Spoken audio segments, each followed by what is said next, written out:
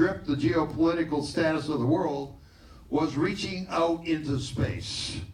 The program he launched, built by thousands of men and women, hard-working mathematicians, engineers, administrators, scientists, and astronauts, would propel humanity into a brand new age. Through conflict and competition, a golden age of exploration was born.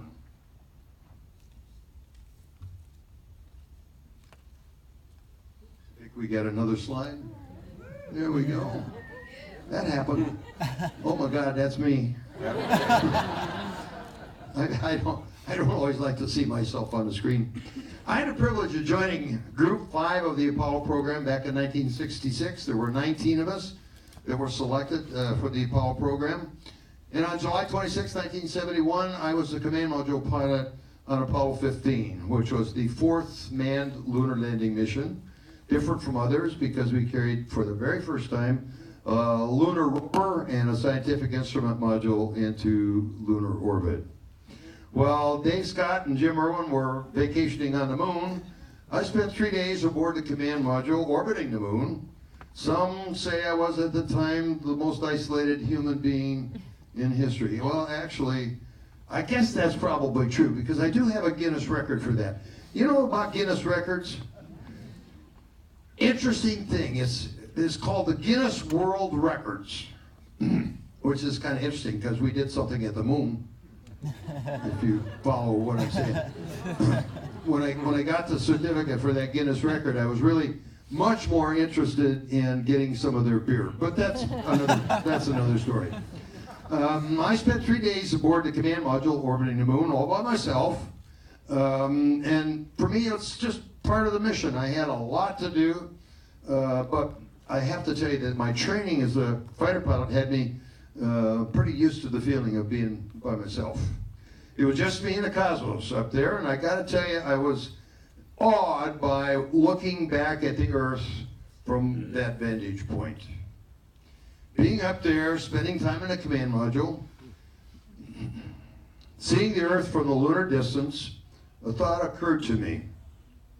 The dead, lifeless rock that was the moon was contrasted with a vibrant globe so small, so colorful, so beautiful, that I could blot out with just my thumb.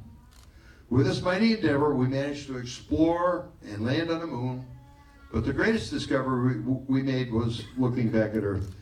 I have to tell you that a lunar flight is more than just a physical activity that we did back in those days. There was a very, very strong intellectual component to going to the moon, and we're celebrating some of that tonight by looking at these pictures of the Earth, because that was maybe one of the most important things we got out of the Apollo program, was a view of Earth from somewhere else, because we don't always understand what this thing is all about when we're in the middle of it. You get away from it and look back, and it's different. It's kind of an intellectual thing. I managed to put some of that into writing after the flight, and some of you are familiar with some of my writing. I know Tim is. But I'd like to quote one of my poems for you because it has to do with what we're talking about tonight. It's a poem called Oceans, and it goes like this. In the distance, barely seen, the thin horizon nice between the ocean and the sky. I know that I could reach it if I had wings to fly. Then gazing upwards far away, the stars and planets dance and play in an infinite ocean of space. Like sirens of old, they beckon me to join in their embrace. Close at hand, the pelicans pass and wind whispers softly through the grass, and waves gently stride upon the beach. How could I leave this lovely place to venture forth in outer space? Consider the dangers I might find exploring Ganymede. While I love the scene around, my mind imagines without bound why I feel the call to roam. Could it be a lunar flight is one small step towards home? Thank you.